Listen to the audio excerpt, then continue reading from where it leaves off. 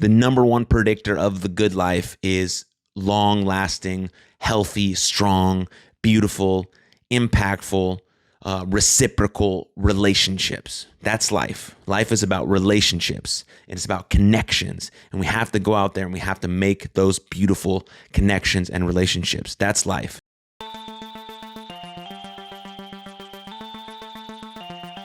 Hello, my friend. Welcome to Something for Everybody.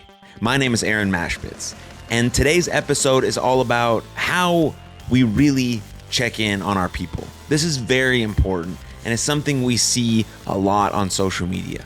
Check in, as it relates to our mental health and the mental health of our loved ones, our friends, and the people around us. And now this is very important when it comes to creating a society that is proactive with our mental health, creating a society and a culture that is conducive to strong mental wellness. I think that's very important.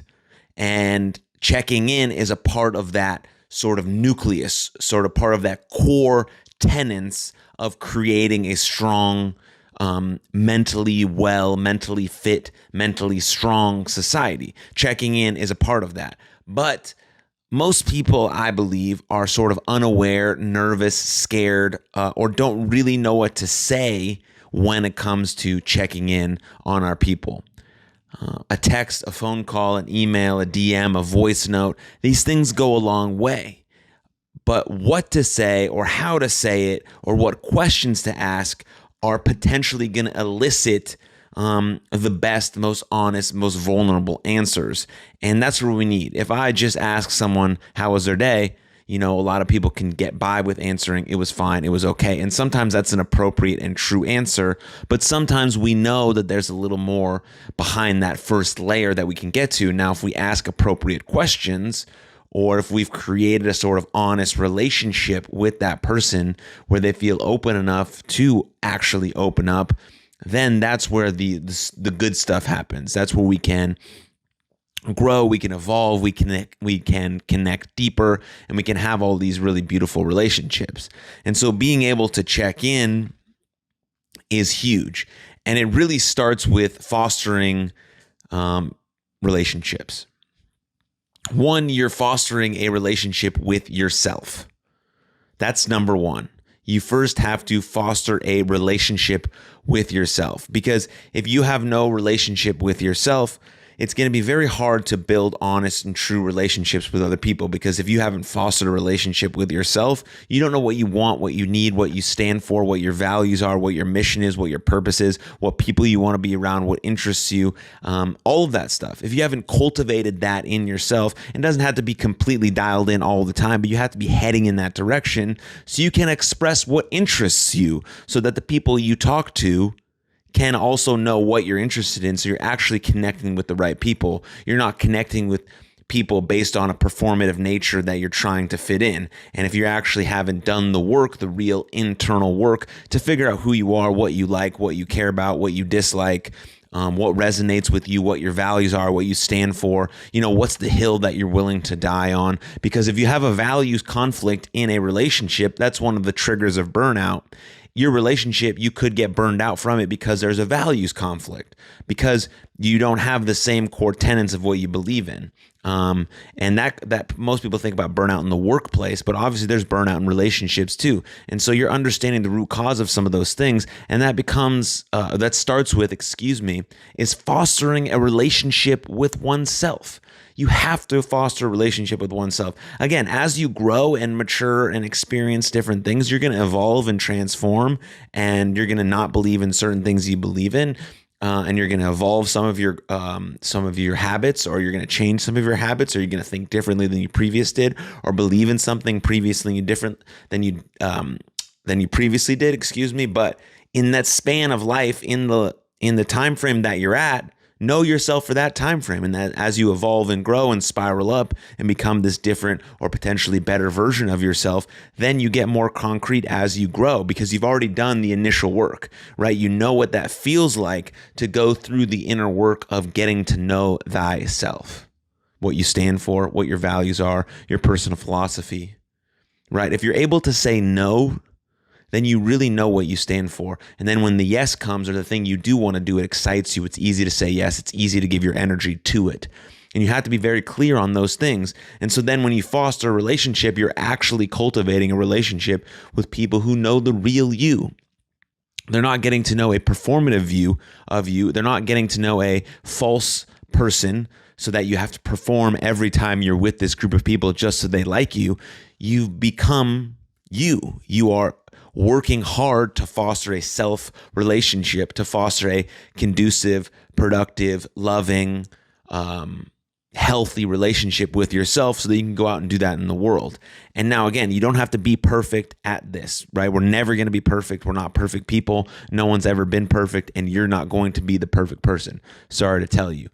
But if we're working towards it, if we're on the trajectory towards this healthy relationship with self, then we meet people who can help us on that journey, because we are all on the journey together. They know that they're on their relationship, or they're on their journey to be their best selves. You're on it, and then you sort of meet, not at the bottom, because you have to do a little bit of work. You have to staircase your way up just a little bit, and then you meet at this point and you're like, oh, we can help each other. This is where we can foster a beautiful relationship. We can connect, we can share ideas, we can explore things, we can be curious together, and we can create deeper connections. I can share some insecurities and some vulnerabilities with you, and you the other way around, and then we can work on them together. Maybe I'm insecure about going into new environments or public speaking or things of that nature, and I can help you with those things, and you can help me with my things. And that's how you foster a relationship with self, and then start to cultivate and foster relationships with other people, because we know how important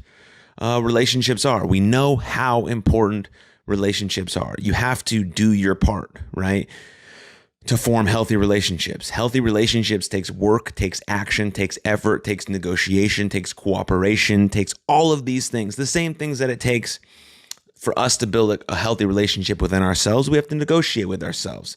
We have to cooperate with ourselves. We have to forgive ourselves. We have to give ourselves grace and kindness and compassion. But sometimes we also have to be firm with ourselves. Sometimes we have to make ourselves do things that we don't want to do. And that's how you play your part. You become an active participant in your own life. And so you know these core tenets and how to do it. So then you can go and be an active participant in someone else's life, given their consent, and that you've created a mutual relationship, a mutual bond that's built on respect, love, empathy, kindness, negotiation, things of that nature. And there's a few tips for how to have a healthier relationship, right? Says Dr. Jennifer Gatchell, an assistant professor of psychiatry at Harvard Medical School. She says, be an empathetic listener, be an empathetic listener, right? Practice paying close attention when someone is speaking to you, and take the time to understand what the person is saying. This can often be done by reflecting back some of their statements to them to reinforce that you've gotten the point and that they're being heard. This is the beautiful thing about having a podcast where you have guests on. I have to be a good listener, because I have to hear what the person is saying. I then have to reinforce what they say, and then try to have a response, or an adequate response, or an adequate question that is based off of what they said, not what I was thinking about, what they wanted them to say, and then convoluted it and then spit some things out. I have to really listen and pay attention, reinforce those things, and then say them back to the person. And so you can do that. You must do that to build real relationships. You must be an empathetic listener. You have to be a good listener, is like underneath that, and then have some empathy as well to build those relationships that are built on trust and compassion and care and reciprocity and things of that nature, right? And tip number 2, she says, is share the spotlight. When someone is talking to you about a problem, keep the focus on them. Avoid turning it into a discussion about an issue that you might be facing, right? We don't want to, when someone shares a problem with us, or something that they're going through, or they were brave enough to be vulnerable with something they're happening, and they immediately say, I've been dealing with this, and then we turn it on to ourselves. Well, I went through this, and this. No, you want to be able to hear out the whole thing. Let them talk. They really want to talk. If they're starting to share, listen and listen and listen and listen and keep listening, and they will figure out their own problem, because people are smart enough and know what they need. They just need to let it out. They need to be able to talk about it. They need to be able to express it. And so you have to give them enough time and space to be able to share their real feelings before making the conversation about them. Now, if you've done that for a long time, you've validated them, you've appreciated them, you've listened to them, and they're sort of stuck in like what to do next, then at that point, after a lengthy conversation of you actually listening before you made it about you, then you can share some examples potentially of what you've experienced and how you overcame it and how it might help them, and you can help them do the same thing by working on the same thing that you did. That's potentially a space where you could share your own story, but not at the beginning, not overtaking the conversation and making it about you. You want to share the spotlight, make it about them, let them share, let them be vulnerable, and listen. And listen. That's how you build healthy relationships. Stay calm. If you can keep calm during the discussions to ensure that they're constructive rather than destructive, if you aren't able to stay calm in the moment, step back and ask to revisit the conversation later when you're in a better place. This is good, solid advice. Remember the acronym HALT. When you're upset, first ask yourself if you are hungry, angry, lonely, or tired. HALT. Hungry, angry, lonely, or tired. If so, HALT. In order to first address those needs, then revisit the problem. If you are hungry, angry, lonely, or tired, you are not going to be able to have the best conversation you could have if you first addressed those needs, then got back to the actual conversation. So think about that stuff when you might be feeling agitated or things are annoying you more quickly than they would have before. Think if you're hungry, angry, lonely, or tired. If so, halt, pause, address those needs, let the person know, be honest, and then come back to that conversation. Another really important tip, really important, especially for nowadays, is to interact in person. Sometimes a stressful relationship can be made worse by social media.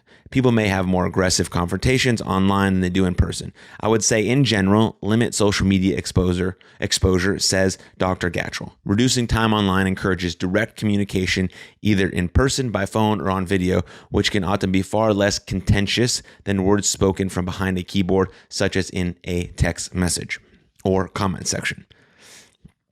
And then the last tip she makes is emphasize the positive. Research increasingly supports associations between intentional practice of gratitude and positive mental health, which can extend to improved relationships, says Dr. Gatchell.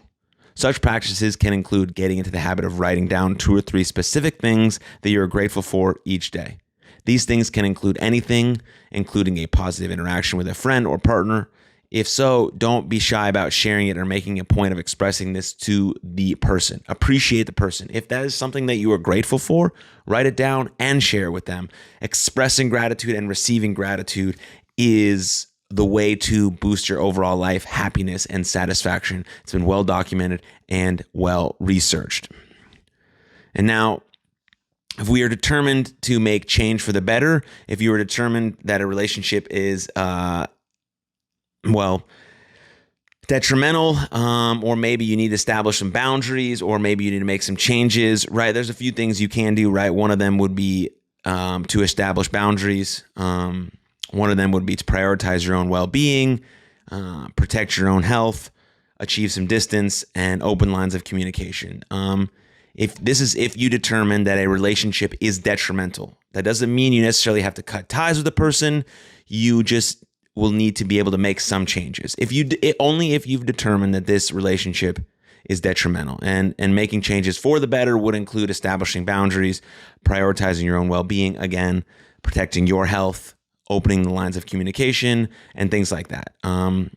Ultimately, these strategies can help put many relationships in a better place and protect you from health-harming strain. So it's just a few things, a very, very, very small, brief sort of things on relationships and fostering healthy relationships. Number one, right, would be to try and foster this healthy relationship with self. That's hard. It's a lifelong journey. It's never going to end because we have ups and downs and peaks and valleys, and we spiral up.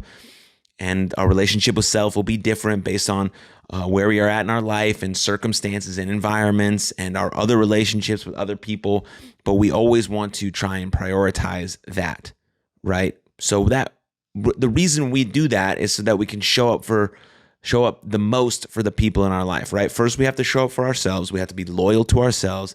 We have to take care of ourselves only so that we can extend that love and care and energy and appreciation out to others. It's not to solely be a selfish individual. It's so that I can fill my cup so that I can give value and love and care and emotion and strength to the people in my life that need it the most, so I can foster these beautiful relationships. If I haven't taken care of myself, I don't have the energy to do anything, especially have intense conversations or cultivate deep connections or share things or listen intently. If I don't have the energy to do so, none of those things are possible. So I first have to work on my energy, my relationship with self, who I want to be, how I want to be, what values I hold on to, what's important to me, and then get concrete on that, write those things down, do the inner work to become that, and then go out and try and foster these healthy relationships. But you can sort of do these at the same time, but you have to be above sort of base level with your relationship with self, and then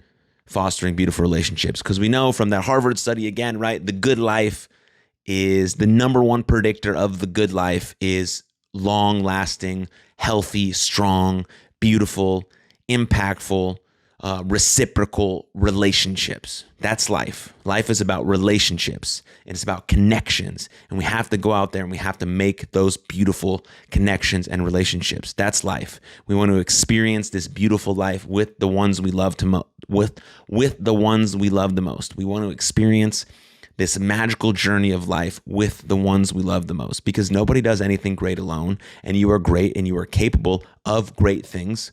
So find your people, find your tribe, tell them how much you love them, tell them how much they mean to you, show them appreciation every single day, show yourself appreciation every single day, and you'll live the good life. And you'll be able to overcome the obstacles and adversities that inevitably come your way. And so that's really important. And so next thing we talk about, right? That's important, right? Fostering those beautiful relationships. Then it's like, how do we check in? How do we check in? Now we've built sort of these relationships. We know that we have these relationships in our lives. And so potentially here are 4 quick signs that you might need to check in on a friend or a loved one. Number 1 would be they're disappearing.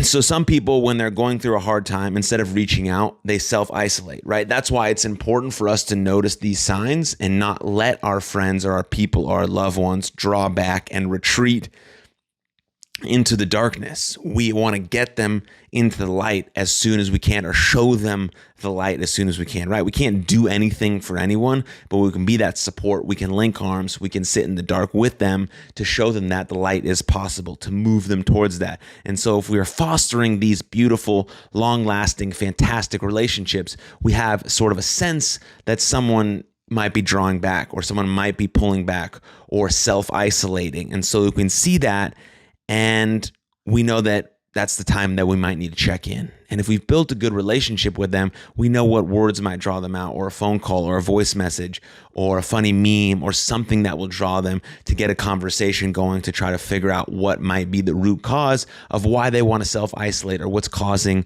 them this distress, right? If you haven't heard from the person in a while, right, that could be a sign. Right, so this one small sign is sort of disappearing, self-isolating, retreating type behavior. And then another behavior another sign would be the self-destructive behaviors, right? You notice they're drinking a lot more than usual, or eating really late at night.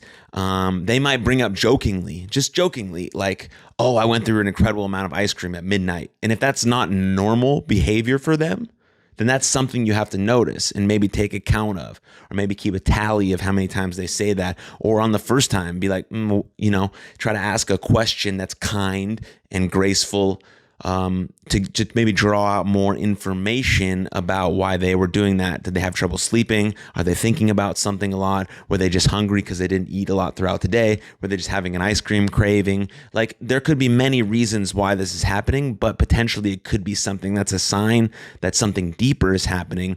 And if you remember from tips for fostering healthy relationships, number 1 is listening. So if we're actually listening to someone, then we can hear that sort of pass away, throwaway comment that normally we wouldn't, because we weren't paying attention. We weren't actually listening to what the person was saying. So we missed that they have eaten a whole carton of ice cream 3 nights in a row at midnight. And we're like, oh, well, and then 2 weeks later, they've retreated, they're disappearing, and we're wondering why. Well, the sign was 2 weeks ago when they talked about the ice cream, but we weren't really listening. We were distracted. We were on our phone. We were thinking about something else. We weren't in the present moment. We weren't where our feet were, and we have to be where our feet are. We have to think about what's important now to sort of win that conversation. Next one might be irritability. You notice that their responses to minor inconveniences are more intense than it typically has been throughout the course of your friendship or relationship.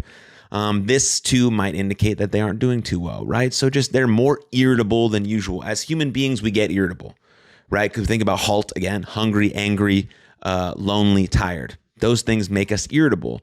So maybe they're feeling more lonely. Right? Maybe they're feeling more tired because they haven't slept in a while, because their brain has been really active about this thing they have going on at work, or they're having car troubles and they're not sure how they're going to make their payment, or their grandma is sick, so they're feeling more tired because they haven't slept, or they're feeling lonely because their partner or long-term relationship broke up with them and they're just feeling like they're never going to find someone this late in life. And all of these things that potentially someone might be going through in this really wild but beautiful ride of life, they might get more irritable. And that's something we can just notice as a friend or as a partner or potentially as a colleague who sees someone every single day. Normally you walk into the office and this person's kind and nice and you have good chats at the coffee thing. I don't know, I've never been in an office, but I assume there's just like a place where people get coffee. I imagine I'm very excited for people to just chat around the coffee. But you notice this person is kind of snippy to you. They're like trying to get you to move faster so they can get their coffee. And that's just not normally like them. And so instead of you getting angry at them, one of the tips, right? Staying calm. Like, okay, what might be happening? Maybe you don't address it right there. Maybe you're just having an off day, right? Maybe again, it happens tomorrow or the next day or a couple of days after. It just seems more irritable. And you're thinking, this is not like this person. We've been working together for 3 or 4 years, and we've never hung out outside of the office, but every time I see him in the office or we get coffee or we talk about sports together, it's like, oh, these are good conversations. But now he just feels a little more irritable, like these things are bothering him a little bit more. I wonder what's going on. This is where maybe you can ask potential questions or see if he wants to grab a bite for lunch and just get his mind off stuff. Like, there's more things that we can do right here in this moment to check in rather than just doing the normal thing we always do, which is make social media posts about how we should check in on our friends. You don't have to make posts about anything. You don't have to make posts about anything. Social media is a performative nature. It's a megaphone for the whole world. If you're actually doing these things in real life, you don't have to tell anyone about it. If you're checking in on your people, if you're being proactive with your mental health, if you're fostering beautiful relationships, if you're fostering a beautiful relationship with self, yes, that's awesome. That's all that needs to happen is the action in real life. It doesn't matter what you post on social if you're not actually doing it day to day. If you post after someone dies by suicide or there's a tragedy or something happens and you're like, check in, take care of your loved ones, say I love you, and then you go out in your real life and you're fucking mean to everyone that you talk to, you're mean to the waitress, you're mean to the grocery store clerk, you don't check in on your friends, that's horseshit. That's horseshit. Stop that. If this resonates with you deeply, then you're doing that. And I want you to stop that because you can change that behavior. You can flip the switch. You can change it. Yes, you can say it on social media so that more people can see that they need to check in on our loved ones or that life is precious and fragile and we need to take care of each other and ourselves. And then yes, but more important, you have to go and be that action in real life. You have to be about it. You have to live by the things that you're talking about, or else you don't deserve to talk about them. So you have to create action. It's about real life things. It's about real life interactions, how you treat people in the day-to-day, how you treat people that can never do anything for you, just kind because you want to be kind, because you've chosen that that's the person you want to be. And we can all make that choice. Yes, we all have bad days. Yes, we all get annoyed. Yes, we all get irritable. That is all very true. But the majority of the time we are choosing to be kind, to show up compassionately, really compassionately, not with like this moral posturing or unearned moral virtue of compassion. We're like really choosing to love each other, What does love actually mean? I think it means to truly believe that everyone can flourish. Like that's this big version of love, to want the best for someone else, right? To embody that best version of you. There was a different definition of love I had in a bunch of episodes ago from Dr. Jordan Peterson, but in this moment I forgot about it because I didn't know I was going to talk about this. This is what happens when you have an episode planned, but you sort of just go off the cuff. That's why I love these solo episodes the best. I just don't really know what I'm going to say. And so it's pretty cool. But like that's a very large point, like, because we have all these things that happen on social media or in real life, and then we post about them on social media thinking that we've earned the right to call ourselves a good person, or we've earned the right to present these very moral virtues when we aren't living them in our real life. So they're unearned moral virtues. So earn them. Earn the right to call yourself a good person. Earn the right to be a morally, ethically kind, virtuous person. Earn that right. Be about it every single day. Build an undeniable stack of proof that you are that person. And then when you talk about it on social, or you go on a podcast, or you have lunch with a friend, it feels real and authentic to talk about it, and you're not having to perform because you're trying to be about it in your everyday life. Again, not perfect, never going to be perfect, impossible. But you aim to try to be this person who can claim these moral virtues in a way that's not unearned, that's actually earned. And that's what's important. Tip number 4, self-defeating talk. Like this one is very important and we have to pay attention to it, right? They might say things like, oh, why would anyone hire me? Or no one wants to date me because I'm the worst. These kinds of statements that are overgeneralizing their own unworthiness, right? This is evidence that they need some support, right? Everyone is worthy. Everyone is worthy. Everyone has worth. Everyone has value. Everyone is loved, right? And sometimes we go through these things in these points in our life, these very dark moments where we can't see that in ourselves.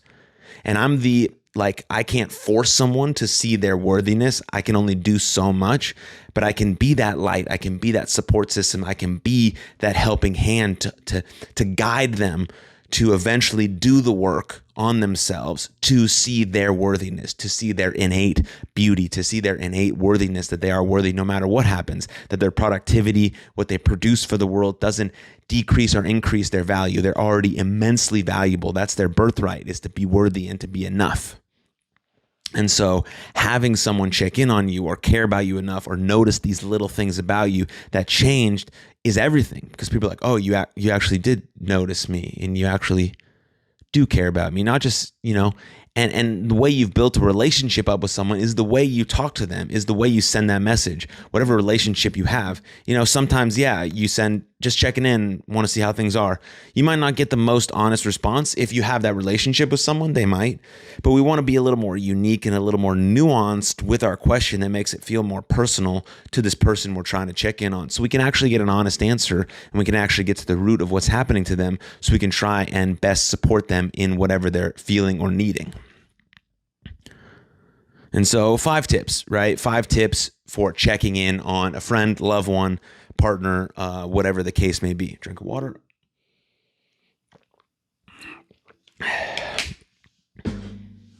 Tip number 1, check in on yourself. Before reaching out, honestly assess how much energy you have to devote to someone else's problems. If I'm feeling pretty nourished and I had a pretty good week and not much going on, I can go sit with them at dinner, right? That's just what the psychologist who wrote these tips is talking about. It's also okay if that's not the case. If you've had a rough few days and you're worried about your job or relationship, you might not have the capacity to help someone else, right? And so that's why step number 1 was fostering a relationship with self. If you've done the work to be proactive with your mental health, if you have a set of protocols that you follow every single day, you eat well, you move well, you think well, and you sleep well, then our energy is dialed in on a day-to-day basis. Again, some things happen, unpredictable events, unpredictable moments, hard moments, challenging things, adversity, struggles, obstacles come, and sometimes we got to deal with those just head on right away, boom, boom, boom. But if we're just thinking about our day-to-day, right, we're trying to stick to our protocols so we can be the most energized possible every single day, so we can go and live out our best day every day as much as we can, right? Think well, eat well, move well, sleep well. And so then you're checking in on yourself. You're fostering a good relationship with self through your daily protocols and habits, and so that you have the space, energy, and capacity to check in on your friends, especially when you feel like they need it the most, when they've showed some of those signs that they might need extra support, or they're feeling a little down, or they're feeling a little lonely, or they're feeling like they're just not worthy or not enough, or they've gone through a certain heartbreak or a challenging time at work or whatever it is, right? You see it, you feel it. Okay, I have enough space, I have enough energy, I have enough capacity in myself to go and reach out to this person to try and support them the best I can through their moments. And that creates more honest connection, because you're honestly reaching out, they're trying to honestly answer to you, and it bridges the gap. It creates deeper connection. And so now you have an honest relationship where you can share things about you, and that person might just reach out when they're feeling down, even if without you asking, because now you've built the relationship. So now it's a two-way street, and now you're fostering a relationship with self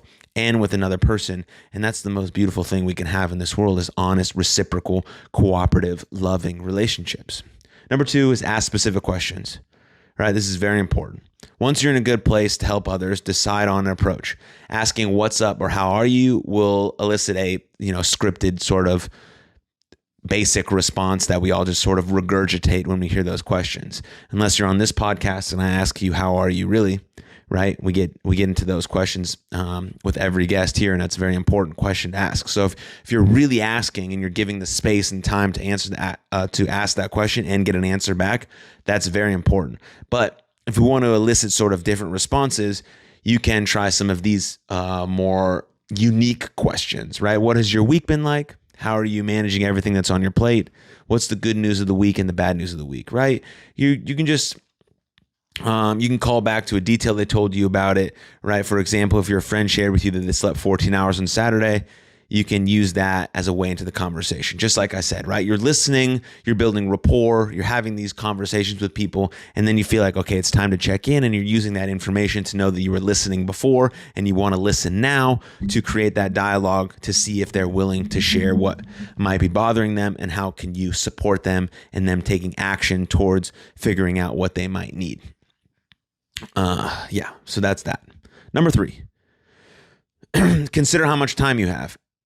As in the case with all touchy subjects, how you say it is just as important as what you're saying. When asking how someone is, slow down. This signals you want a real response, not just, oh, I'm fine. What I was just talking about. That's why I try to create the space and the openness on this podcast to ask that question, to see if I can elicit a real response. Now, maybe it's a bit different on a podcast because it's on a public platform and strangers are going to listen, but I think that's the coolest thing, to show that vulnerability, to share that vulnerability, because we know that vulnerability is just courage and truth, and it's the combination of the two, and that's what happens when we aim to answer that question of how are you honestly. It shows you care about the answer and aren't just asking so you can follow up with a favor or news about you, right? Make sure you have time for this real response. This is not a quick question. This is a conversation.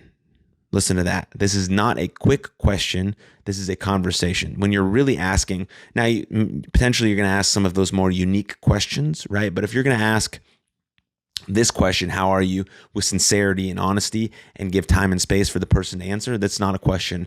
That's a conversation starter. And that's really what we're trying to build.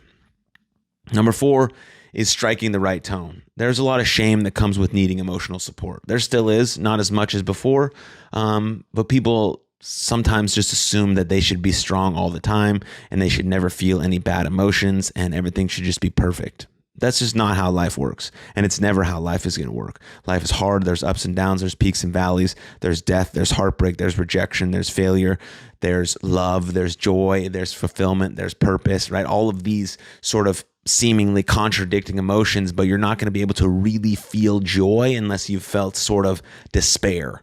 And that's why there's the yin and yang of life, right? That's why there's the black and white of life. And sort of we live in this like gray area of trying to have nuance between two, understanding that I can feel two emotions at one time. I can have mutually existing emotions, that when I do feel these hard emotions of despair and guilt and shame and rejection, that I'm not pushing them away. I'm accepting them because they're real emotions that a human being feels. I'm accepting them, but then I'm not letting them become me. I'm just saying that's a feeling that I'm experiencing, and then I'm accepting it and let it flow through me, or creating some sort of action pattern that I have based on my protocols. When I feel this emotion, I do this. When I feel this emotion, I do this, so that I can work through these emotions much more healthy than I would have just trying to avoid, suppress, and move on, and then letting it sort of overtake me and make me sick internally, physically, mentally, emotionally. So when you are suffering, when you are offering help, be sure to create an environment of acceptance, full compassion, no judgment, right? This is just validate, appreciate, validate and appreciate, validate and appreciate. That's all you're doing. You're trying to validate the person's feelings and experiences. This does not mean you are affirming or saying anything like that. You're just saying that these are real feelings, and I see you in those real feelings. Like, I hear you. Yes, this is real. This is hard. This is tough. I'm sorry you're going through that. That's just validation. That's all it is. People want to know that they're not a psychopath for feeling this feeling, and they're not. They're just a human being experiencing a human emotion, and sometimes we need to be validated in that, so we know that we're not the only one on earth who's ever felt this way. And so we're getting validated in that with full compassion, with no judgment, thinking yes. And then you're appreciating that person for sharing that with you, because we all know how hard it is. We all know how hard it is to be vulnerable. And so you're expressing appreciation for that person who shared a courageous truth. You're saying, thank you. Like, I'm going to hold this very special gift you gave me, and I'm going to hold it with my heart. Thank you for being courageous and truthful. Thank you for showing the way, for leading the way, for me to do the same, for us to build this beautiful relationship. And thank you for trusting me. And now I want to help. That's why I asked this conversation. That's why I elicited this conversation, because I wanted to check in, and I care about you, and I want to help you. I mean, that's where this whole conversation can go. And then again, you're building this relationship that's unequivocal, that's unbelievable. That's the magic of life. It's like having these relationships that you know that you can go to this person no matter what. And it starts with building it and having these open, honest conversations of dialogue about things that are happening in our life, real things that are happening in our life. So So number 5 is following up. Even with you striking the right tone and pace, a friend might not divulge. They might not, right? They might not feel ready for that, but you know that you attempted that, so they know that you're there for them when you need them, right? But you do want to follow up. And while you don't want to pry, it's okay to push them just a little bit. Right? I wouldn't drop it at the first "I'm fine." I would ask one additional question, and then if you are insisting everything is okay, then you can wrap it up by saying, well, if there's anything you want to talk about, you know I'm here. This plants a seed that if they decide they want to talk later, they know that you would be receptive, and many times they will. They just want to know that someone cares. They just want to know that someone cares. So there's just a few things that you can think about when, one, trying to foster a relationship with self, trying to foster beautiful relationships with others. And then once you're aiming to try and foster those relationships with others, you're then using some of these signs to know when to check in on your loved ones. And again, not just posting it on social media, but being about it in your real life, really checking in on your people. That means, again, being an active participant in your own life, being loyal to yourself first, earning trust within yourself first, and then deciding to be an active participant in your people's lives, being a good listener, showing up for them, caring for them, being honest with them, leading yourself first so you can help lead in that relationship in a way that shows them who you are as a person, because you've done that inner work, and so they can start bringing out their best selves. And now you have this beautiful, majestic, reciprocal, cooperative, loving, caring, accountability-filled, responsibility-filled relationship. And again, the relationship with self, it starts because you're taking responsibility and ownership and accountability for you, for your actions, your behaviors, your thoughts, your movements, the way you show up in the world, and then bringing that responsibility and ownership and accountability to the relationship with whoever it is. Partner, friend, colleague, and leading by example with responsibility, accountability, and ownership over us, and then leading in that way in our relationship, and then checking in thoughtful, honest, kind ways, not just, you all right? like that could work potentially based on the relationship you have with the person, but we want to have sort of these more thought-provoking, open-ended sort of questions that give the person a chance to answer rather than just saying, I'm fine, right? Because then we can follow up. We have to strike the right tone. We have to stay calm.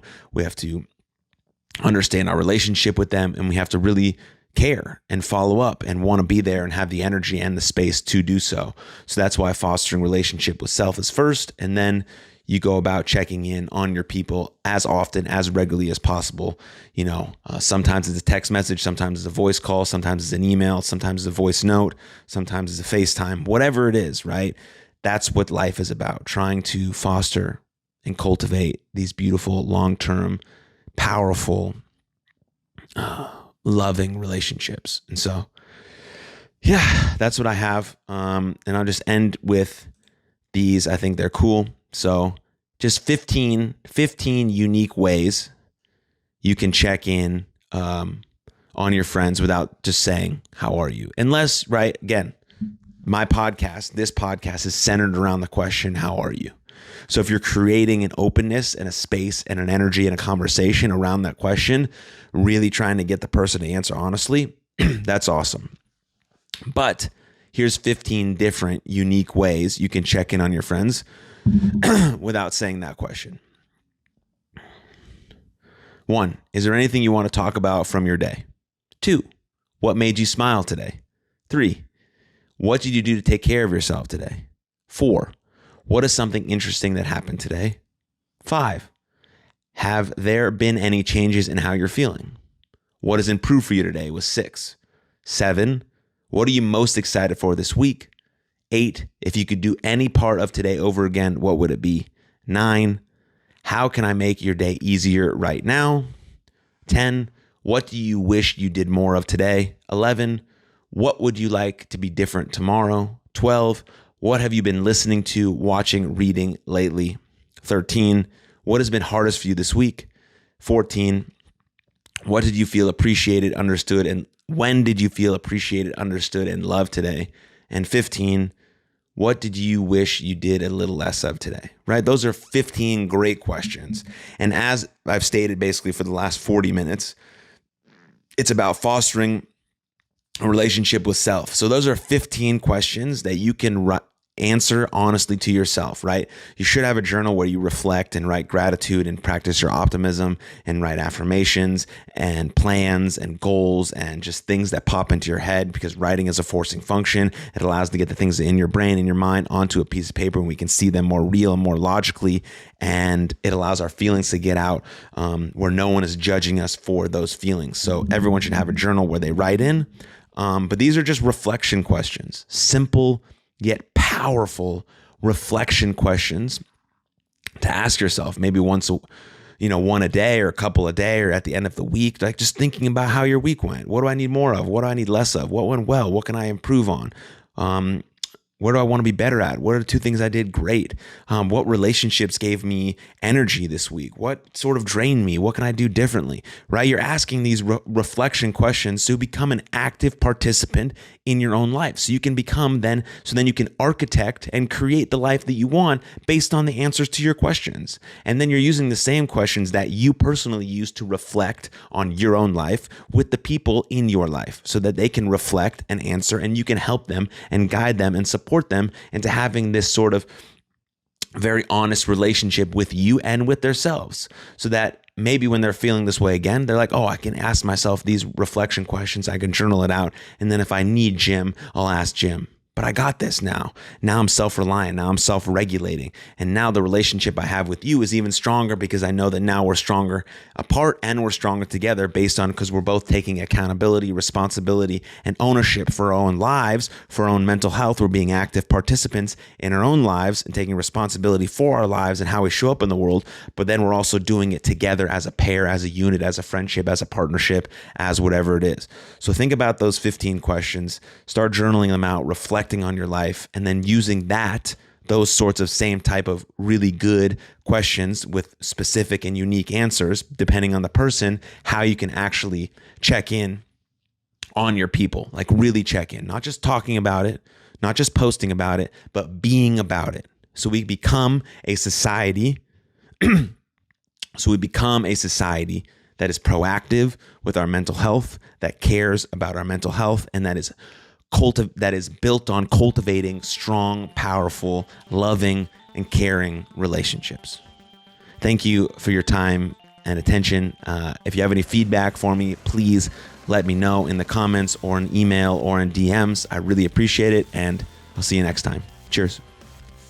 What's up, everybody? Thank you for tuning into that episode. And if you enjoyed it, click here for another full-length episode of the podcast. And please don't forget to subscribe. But above all else, most importantly, please take good care of yourselves and others. And I'll see you next time. Lots of love. Cheers.